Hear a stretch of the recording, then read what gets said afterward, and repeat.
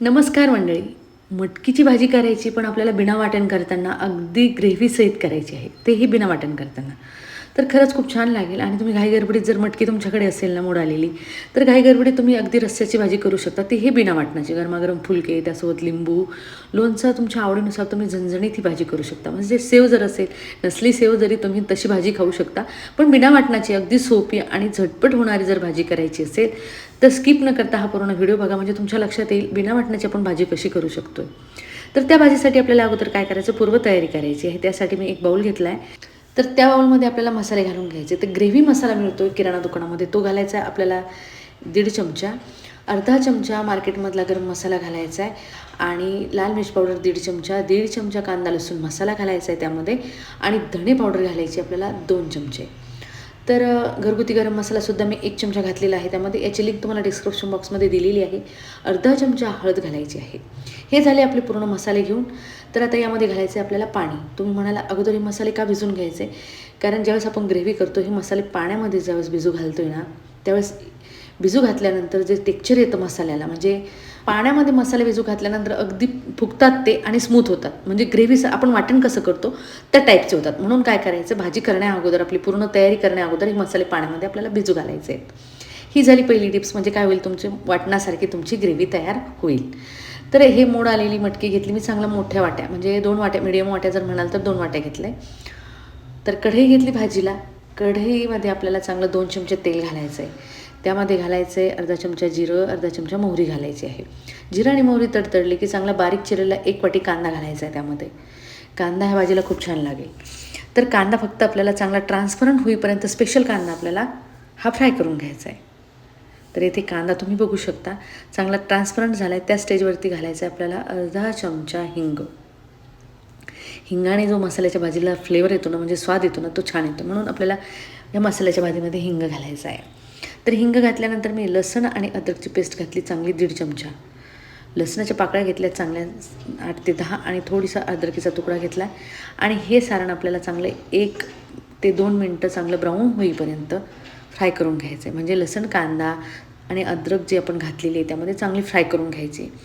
तर येथे व्यवस्थित तेल सुटलेलं आहे आणि कांदा चांगला ट्रान्सपरंट आणि फ्राय म्हणजे मोकळा झालेला आहे. तर या स्टेजवरती घालायचं आहे आपण वाटण, म्हणजे आपण वाटण नाही म्हणता येणार, भिजू घातलेला मसाला जो आहे तो घालायचा आहे. तर तो तुम्ही इथे बघू शकता, जो मसाला आपण त्यामध्ये घातला आहे त्याचं टेक्स्चर जे आहे ना, वाटण करून घेतलेली पेस्ट कशी असते त्या टाईपचं झालेलं आहे. तर जसा जसा आपण मसाला फ्राय करू तशी तशी तुमची ग्रेव्ही अगदी स्मूथ आणि मस्त होईल. तर तुम्हाला वाटतंय ना वाटण केलं आहे, आपण मसाला वाटण केलेलाच घातला आहे. तर यासाठी काय करायचं, कोरडे मसाले नाही घालायचे. कधीही मसाले पाण्यामध्ये जर भिजू घातले आणि चांगले 2 ते 3 मिनटं फ्राय केले ना, त्या भाजीला खूप छान चव येते. तुम्ही कधीही करून बघा, वांग्याची भाजी, फ्लावरची भाजी, कुठली भाजी करत असाल ना तुम्ही, तर जे मसाले तुम्हाला घालायचे असतील ते मसाले घालायचे. फक्त मसाला चांगला फ्राय होऊ द्यायचा, कारण आपण पाण्यामध्ये जो मसाले कच्चे भिजू घालतो आहे ना, त्यामुळे थोडेसे फ्राय झाल्यानंतर त्याचं भाजीला चव अगदी अजून छान येते. तर थोडंसं कोथिंबीर घालून चांगलं तेल सुटेपर्यंत आपण मसाला चांगला फ्राय करून घेतो इथे. तर चांगले मसाले फ्राय करून झाल्यानंतर ब्लॅक सॉल्ट, म्हणजे काळं मीठ जे आहे ते घालायचं आहे अर्धा चमचा आणि भाजीच्या आकाराने बाकीचं मीठ घालायचं आपल्याला. मग तर मी काय केलं, अर्धा चमचा काळं मीठ घालून. तुम्ही म्हणाल काळं मीठ का घातलं आहे, याने मटकीच्या भाजीला जी चव येते ना, तो खूप छान येते. आणि साधं मीठसुद्धा मी घालून घेतलं, आपलं रेग्युलरचं आहे ते भाजीच्या आकाराने, कारण दोन्हीचं कॉम्बिनेशन करून आपल्याला इथे मीठ घालायचं आहे.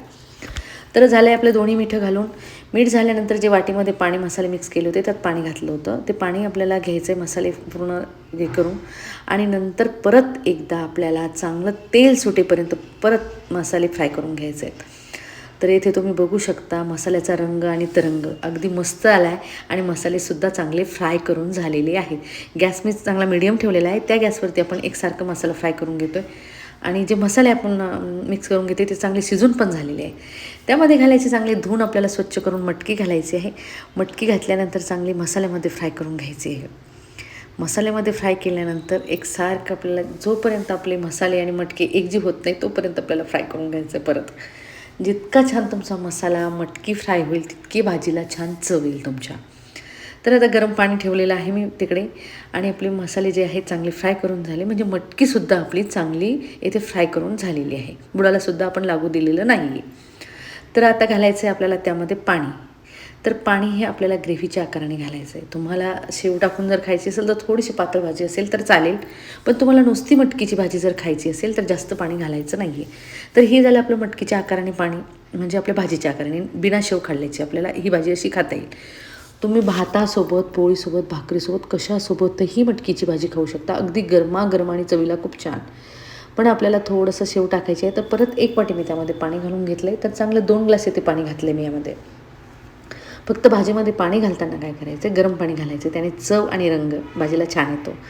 तर इथे छान खळखळून उकळी आलेली आहे, म्हणजे मटकी आपली चांगली आपल्याला 2 ते 3 मिनटं शिजू द्यायची आहे. मोड आलेल्या मटकीला शिजायला वेळ लागत नाही आहे, म्हणजे लवकर शिजते. तर इथे आपण 3 ते 4 मिनटं चांगली शिजू देतो आहे मंद आचेवर. परत उकळी आल्यानंतरसुद्धा एकसारखं फक्त आपल्याला मधोमध एकदम वेळेस चमचा देऊन घ्यायचा, म्हणजे काय होईल, आपली भाजी अगदी अप्रतिम आणि शिजूनसुद्धा जाईल. तर भाजीला रंग आणि चव खरंच खूप छान आलेली आहे.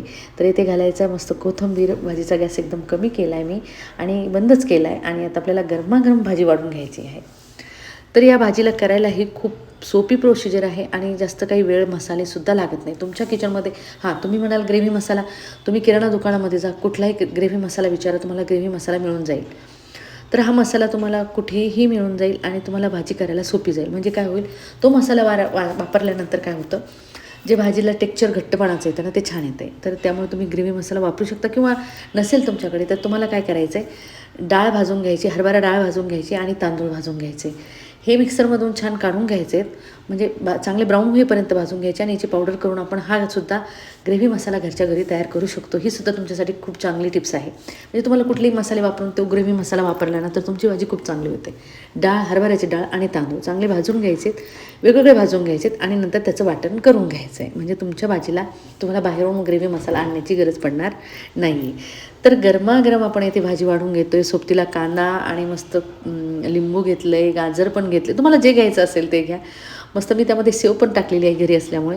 गरमागरम भाजी, मटकीची भाजी बिना म्हणजे वाटण करता आपण केलेली आहे. कोथिंबीर घालायचा वरतून, आणि लोणचं घ्यायचं आहे सोबत, गोड लोणचं जे करून घेतलेलं आहे, ती लिंक मी तुम्हाला डिस्क्रिप्शन बॉक्समध्ये सुद्धा देणार आहे. आणि गरमागरम इथे फुलके करून घ्यायचे बिना तेलाचे, कारण काय झालं आहे, आपण थोडंसं तेल वापरलेलं आहे इथे, आणि झणझणीत आपली भाजी झालेली आहे. तुम्हाला जरी माझी भाजीची रेसिपी आवडली असेल आणि तुम्ही माझ्या चॅनलवर नवीन असाल तर माझ्या चॅनलला सबस्क्राईब, लाईक, शेअर, कमेंट करायला विसरू नका. तर चला भेटूया अशा सोप्या सोप्या भाज्यांसोबत आणि नवीन नवीन रेसिपीसोबत. तोपर्यंत बाय.